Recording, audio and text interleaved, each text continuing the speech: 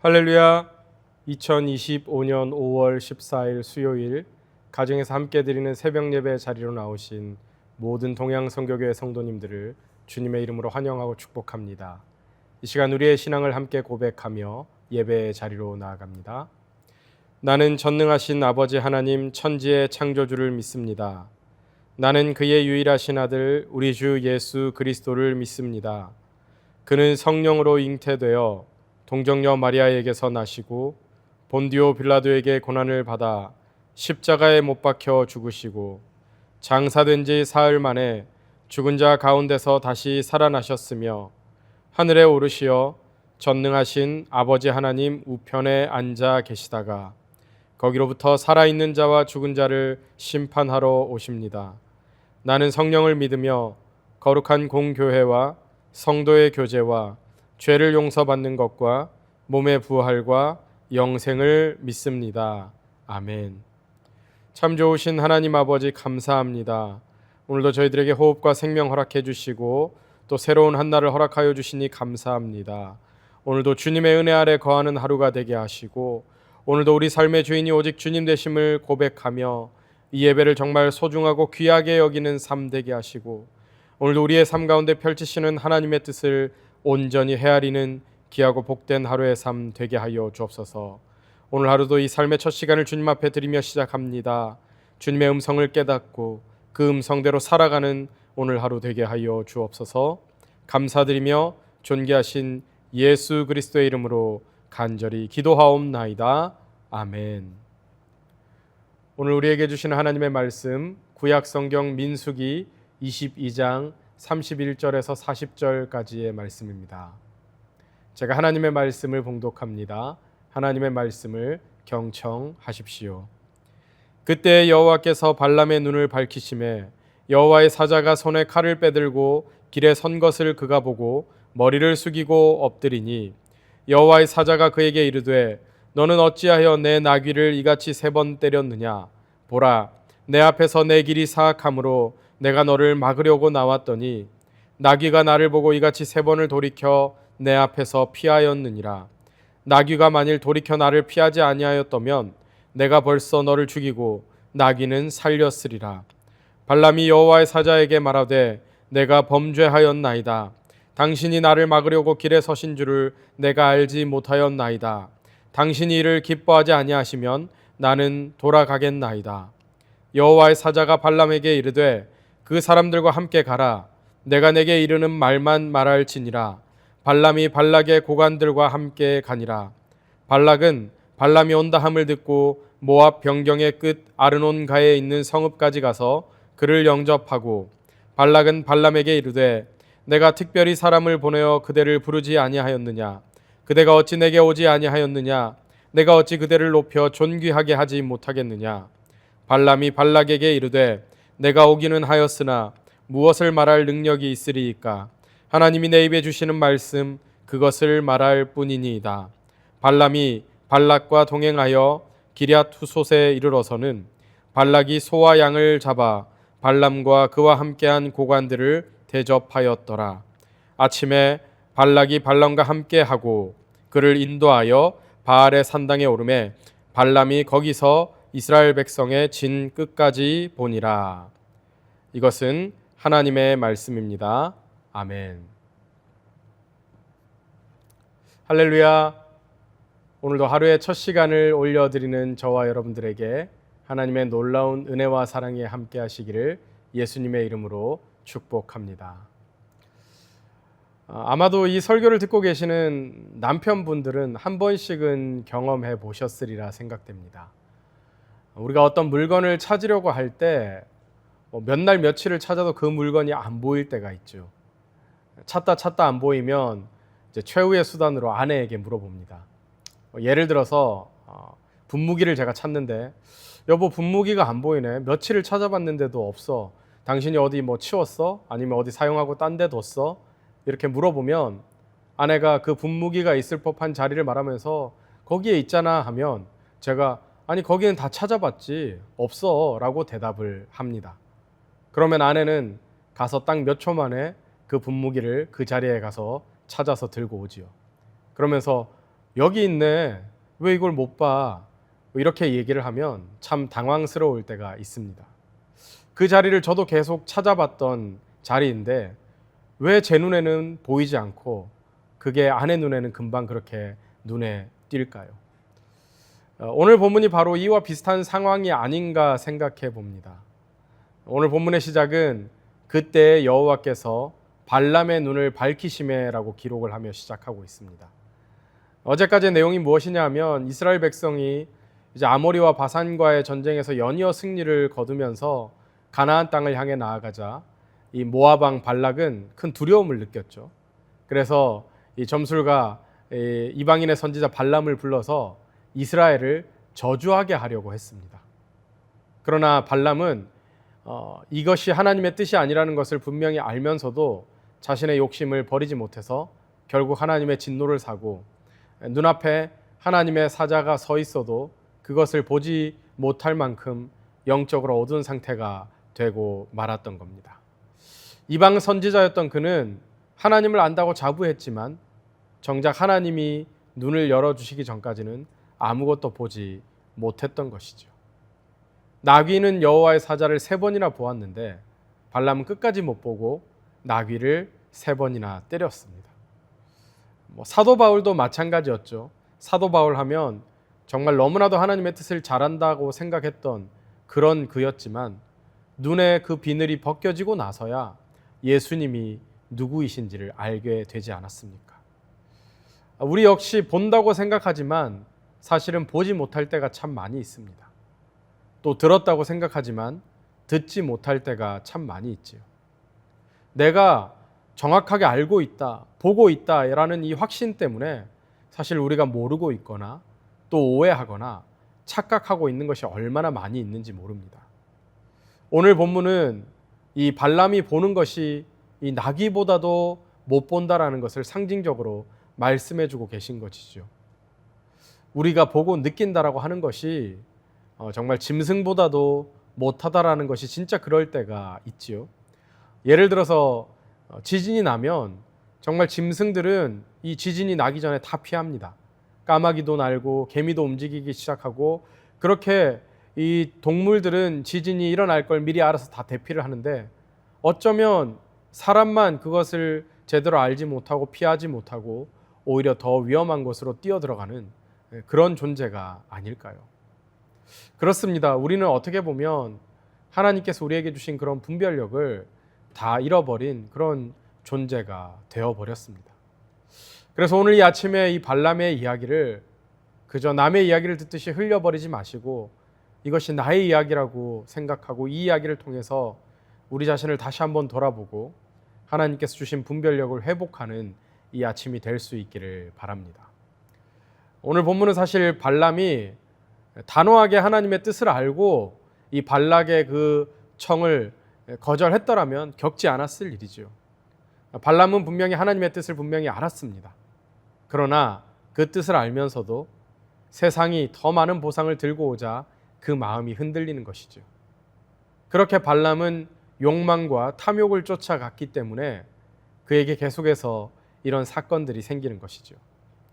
여러분, 하나님께서 우리에게 뜻을 하나님의 섭리를 말씀해 주시지 않은 적이 없습니다. 하나님 미리 그 뜻을 다 말씀해 주세요. 말씀을 통해서든 어떤 상황들을 통해서든 다 가르쳐 주십니다. 하나님의 분명한 뜻이 무엇인지 우리로 하여금 다 알게 하셨지만 인간은 자꾸 욕심과 욕망 때문에 그 어리석음이 하나님과 세상 사이에서 머뭇머뭇하게 만드는 것이죠. 이것을 남녀의 연애 관계로 보면 요즘 말로 그 밀당이라는 용어가 있는데요.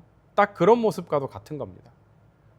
분명히 남자와 여자고 연인 관계로 발전할 때 서로가 요구하고 원하는 것을 서로 다 알지만 교제를 해 나가는 단계에서 밀고 당기고 하면서 서로 간의 마음이 어떤지를 알아가는 그런 단계가 있습니다. 하나님도 어찌 보면 이런 밀당의 관계를 우리에게 허락해 주시는 것이죠. 왜요? 사랑하시기 때문에 그렇습니다. 사실 우리가 연애를 시작하기 전에 썸 탄다 그러지 않습니까? 우리가 사랑하지 않는 사람하고 그런 밀당을 할 필요가 없지요. 무관심한 사람과 뭐하러 그런 시간 낭비를 하겠습니까? 부모 자식 간에도 마찬가지입니다. 아마도 평생 밀당하는 관계가 아닌가 생각이 돼요. 그런데 부모님이 그냥 그렇게 하시는 것이 아니죠. 결국 그 시간들을 통해서 자녀들을 훈련시키고 또 올바른 길로 나갈 수 있도록 하는, 혹여나 잘못된 길로 빠질까 봐 그 자녀를 바른 길로 인도하려는 그 부모님의 의지와 마음이 거기에 있는 것이죠. 하나님도 마찬가지입니다. 우리를 사랑하시기 때문에 어떤 목적지까지 끌고 가기 위해서 우리를 그냥 내버려 두시는 것이 아니라 이런 밀당들을 통해서 끝까지 하나님이 원하시는 방향대로 우리를 이끌어 가실 것입니다. 이것이 사람과 사람 사이의 관계라면 또 어느 접점에 있어서 그 상황에서 안주할 수도 있겠지만, 하나님은 우리를 바른 길로 인도하시는 부분에 있어서는 절대로 단 한치의 양보가 없으신 분이십니다. 하나님이 이렇게 지금 발람이 가도록 허용하셨다고 해서 그 허용이 곧 하나님의 뜻은 아니라는 거예요. 우리가 종종 착각하는 부분이죠. 하나님이 허락하셨다라고 해서 기뻐하시는 것이 아닙니다. 이스라엘 백성들이 왕을 요구했던 것도 마찬가지 아니겠습니까? 부모도 이 자식이 너무 고집 부리면 차라리 실수라도 하게 두는 경우가 있습니다. 그게 더 나은 선택일 수도 있기 때문이죠. 나이 들어서 실수하는 것보다 한 살이라도 젊었을 때. 그래서 어찌 보면 우리가 하나님 앞에 빨리 두 손 들고 포기하는 것이 우리가 이 영적 전쟁에서, 이 광야 같은 인생길에서 진정으로 이기는 길, 진정으로 복된 길이 아닌가 생각됩니다. 여러분, 신앙의 출발이라는 것은요, 하나님 앞에 두 손 들고 나가는 겁니다. 하나님, 제가 졌습니다. 이 고백이 없으면 사실 믿음이 시작되지 않죠. 자, 그런데 안타까운 것은 발람을 보면 끝까지 이런 고백을 하지는 않습니다. 그래서 결국 민수기 31장으로 가면 그는 죽게 되는 것이죠. 뜻을 몰라서 죽은 게 아니에요. 뜻을 너무나도 잘 알았기 때문에 그는 소문이 났던 사람이고, 이 발락이 엄청난 돈을 들여서라도 데리고 오고자 했던 사람이 바로 발람 아니었습니까?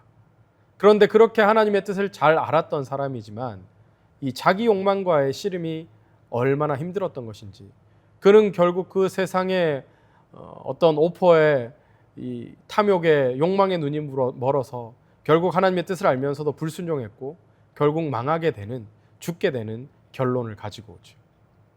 예수님도 마찬가지입니다. 이 공생의 시작에서 사단의 시험을 받으셨어요.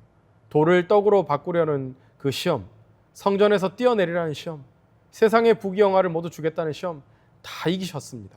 그런데요, 예수님에게 있어서 가장 치열한 싸움, 멈추지 않는 그 싸움은 바로 겟세마네에서의 기도였죠. 십자가를 지는 그 싸움이야말로 어찌 보면 가장 어려운 결단 아니었습니까?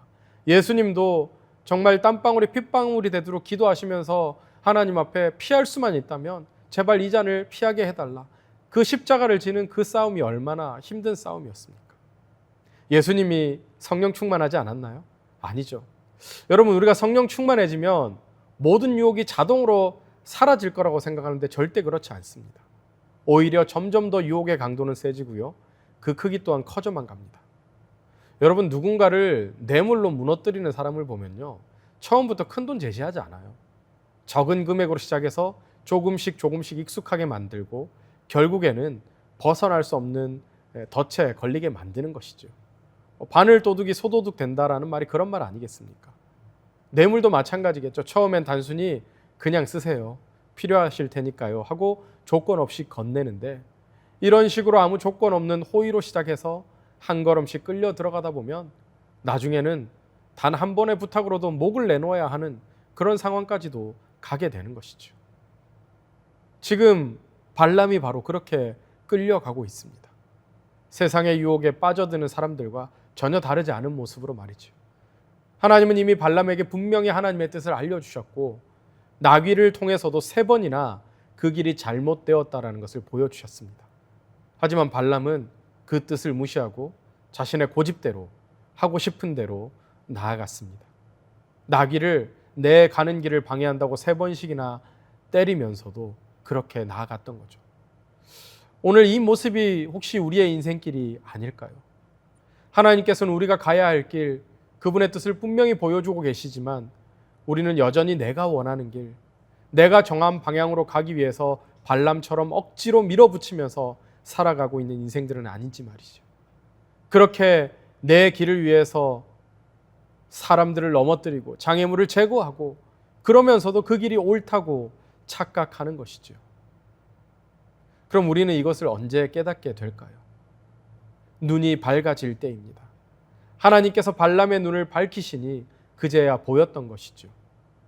그는 즉시 엎드렸죠. 그리고 천사는 말합니다. 보라, 네 길이 내 앞에서 사악함으로 내가 너를 막으려고 나왔다. 자, 분명히 하나님께서 가라고 하셨는데 왜 또 막으셨을까요? 바로 이거예요. 아까도 말씀드렸지만 하나님이 허용하신다라는 건 그것이 곧 하나님이 기뻐하시는 온전한 뜻이 아니라는 겁니다. 우리가 신앙생활하면서 하나님 앞에 서는 그날까지 반드시 기억해야 될 진리가 아닌가 생각됩니다. 어떤 것에 있어서는 우리가 고집을 부려서 허락을 받았다고 해도 그 허락이 곧 하나님의 기쁨이 아니라는 사실을 잊지 마십시오. 우리는 이스라엘 백성들이 왕을 달라고 그렇게 요청했던 그 역사를 알지 않습니까? 발람은 3번이나 나귀를 때렸습니다. 길을 막는 것이 답답했기 때문입니다. 하지만 그 길의 끝에는 칼을 든 여호와의 사자, 즉 죽음이 기다리고 있었습니다. 하나님께서 막으셨던 건 심판이 아니라 생명을 위한 개입이었죠. 발람을 돌이키시기 위한 간섭이었습니다. 여러분, 혹시 우리 삶에도 자꾸 안 되는 일이 발생할 때가 있습니까? 내가 계획했던 일이 자꾸 틀어지는 경우가 생기기도 합니까? 사람들과의 관계가 꼬이고 내가 기도한 대로 일이 안 풀릴 때가 있습니까? 그때 우리는 왜 내 기도를 안 들어주시지 낙담하고 실망할 것이 아니라 오히려 이렇게 질문해야 할 것입니다. 혹시 지금 이것이 하나님의 뜻이 아닌가? 하나님이 막고 계신 것은 아닐까? 사랑하는 동양성교회 성도 여러분, 하나님의 닫힌 문은 실패가 아니라 실패를 막아주시는 은혜일 수 있습니다.